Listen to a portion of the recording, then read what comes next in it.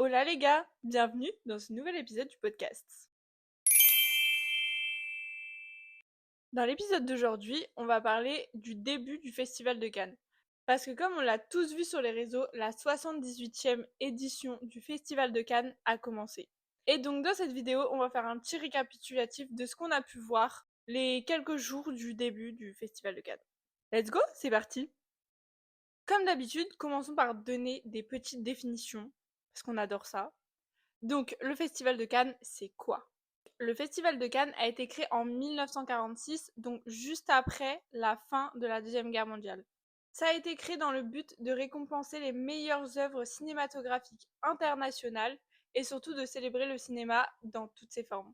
Mais le Festival de Cannes, c'est pas juste un festival pour célébrer le cinéma. Pendant le Festival de Cannes, donc cette année du 13 au 24 mai, plusieurs films sont projetés et ces films-là sont tous en compétition pour gagner la Palme d'Or. La Palme d'Or, qu'est-ce que c'est? La Palme d'Or, c'est le trophée que va remporter le meilleur film de tous les films proposés à Cannes. Le Festival de Cannes, c'est aussi un rendez-vous professionnel majeur car on y retrouve tous les producteurs, les réalisateurs, les acteurs et les distributeurs du monde entier. Maintenant qu'on sait un peu ce que c'est le Festival de Cannes, on va voir comment y être invité. Une fois, pour y être invité, vous avez plusieurs possibilités qui s'offrent à vous. Possibilité numéro 1, il faut être un professionnel du cinéma, donc un réalisateur, un acteur, un producteur, un scénariste ou tout simplement travailler dans l'équipe technique d'un film qui est présenté à Cannes. Possibilité numéro 2, il faut être soit un journaliste, soit faire partie d'un média. Possibilité numéro 3, tu es étudiant dans le cinéma, il y a un programme qui s'appelle 3 jours à Cannes. C'est disponible pour tous les jeunes de 18 à 28 ans. Pour candidater, il faut envoyer une lettre de motivation en béton. Et si tu es sélectionné, tu recevras une invitation spéciale pour le Festival de Cannes. Et bien évidemment, c'est pour les jeunes du monde entier. Et la dernière possibilité pour que tu puisses potentiellement être invité au Festival de Cannes, il faut que tu sois un invité VIP ou alors un influenceur. Des marques ou des sponsors du festival vont inviter des célébrités et des influenceurs à monter les marches, donc à les représenter. Mais la plupart du temps, il faut être très visible sur les réseaux sociaux ou alors avoir des partenariats. Pour récapituler un peu, tu peux aller au Festival de Cannes si tu es un professionnel du cinéma, donc tu travailles dans le monde du cinéma, si tu es un journaliste ou que tu fais partie d'un média, si tu as la chance d'être sélectionné en tant qu'étudiant du cinéma, ou si tu es un invité VIP ou un influenceur. Et je vais rajouter une dernière catégorie, mais ça c'est vraiment si tu as énormément de chance.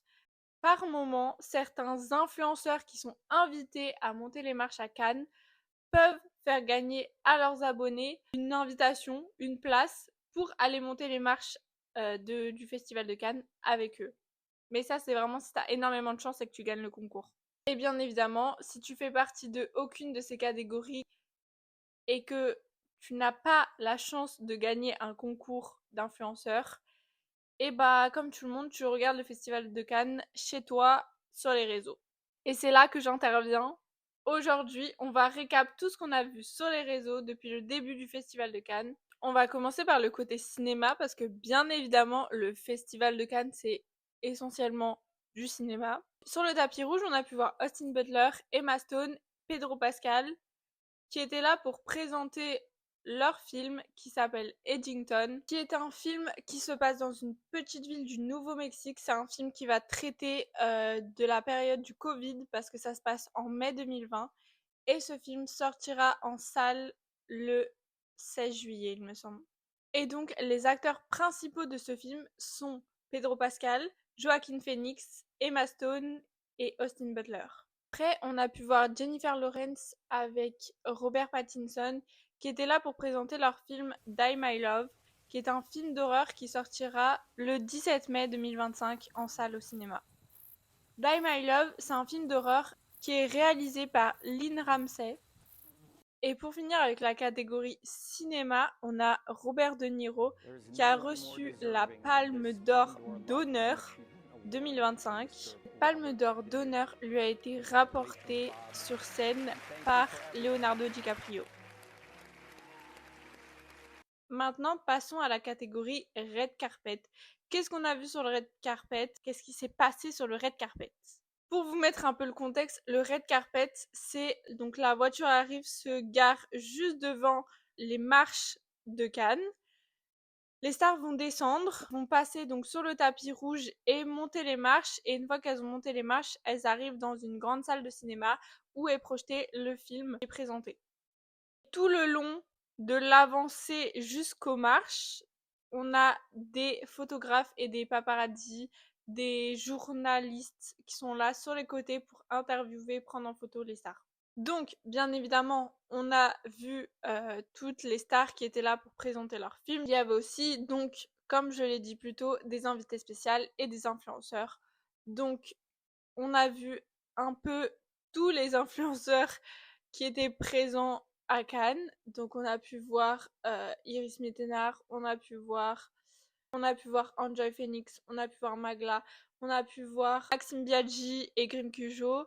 Bref, tous vos influenceurs préférés étaient sur les marches de Cannes, ou ont monté les marches de Cannes. Sur le Red Carpet, on a pu aussi voir Vaya et Clovis, deux influenceurs essentiellement TikTok, mais Vaya fait aussi des vidéos YouTube, qui ont officialisé leur couple sur le tapis rouge de Cannes. Vu aussi Bella Hadid qui est arrivée blonde. Mais Cannes, c'est pas que des tapis rouges et des films et des montées de marche, c'est aussi beaucoup de soirées organisées par les marques justement pour inviter un max de célébrités, d'influenceurs et pour faire de la pub, clairement. Le festival de Cannes, c'est the place to be pour toutes les célébrités et les personnes connues à ce moment-là. Les marques en profitent pour organiser des grosses soirées pour pouvoir inviter tout le monde et en même temps se faire un peu de pub. Au niveau des soirées de marque, on a pu voir une soirée Magnum X Charlie XCX. On a eu une soirée Lacoste où on a pu voir Enjoy Phoenix, on a pu voir Adèle Exarchopoulos et tout un tas d'autres personnes. Il y avait aussi une soirée Ray-Ban, donc justement à cette soirée Ray-Ban, presque toutes les personnes invitées avaient les Ray-Ban qui filmaient. Et bien évidemment, on a eu une grosse soirée de la marque Chopard.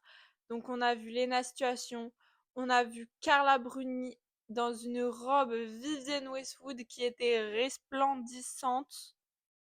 Mais la robe était incroyable, madame.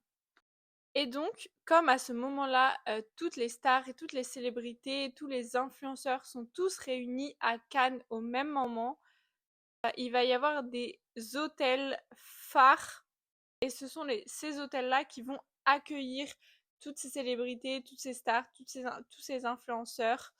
On a surtout l'hôtel du Martinez. Souvent, devant ces hôtels-là, on a plusieurs paparazzis qui sont mis devant ces hôtels-là pour justement attendre la sortie de toutes ces stars. On a pu apercevoir quelques petites choses à la sortie de cet hôtel. On a notamment vu, j'avais totalement oublié cette rumeur, mais Iris Mittenard a été aperçue en train de quitter l'hôtel avec Antoine Dupont. Voilà. J'avais totalement oublié cette rumeur, donc encore une fois, est-ce vrai? On ne sait pas. Ils n'ont rien officialisé pour l'instant. On ne sait pas. C'est la rumeur qui plane. Donc voilà, j'ai essayé de vous faire part de l'essentiel. Bien évidemment, si vous voulez suivre tout ce qui se passe à Cannes, je vous conseille de suivre sur les réseaux les comptes de médias comme Brut, comme GQ. Vous pouvez aussi suivre Maxime Biaggi sur YouTube qui sort cette semaine une vidéo par jour où il va filmer un peu les backstage de tout ce qu'il fait à Cannes et tout ce qui se passe à Cannes. Je vous conseille aussi de suivre l'Instagram du podcast parce que j'essaierai de vous mettre en story dès que je vois quelque chose qui se passe à Cannes, je vous le mettrai en story. N'hésitez pas, mettez un commentaire si vous avez aimé cette vidéo. N'hésitez pas à liker, n'hésitez pas à partager cette vidéo. Et nous, on se retrouve pour un prochain épisode la semaine prochaine. Espérons que la semaine prochaine, j'ai l'annonce de Reputation TV. Parce que il y a un gros événement qu'on va débriefer la semaine prochaine. Je vous spoil pas trop. Sur ce, bisous. Et on se voit au prochain épisode.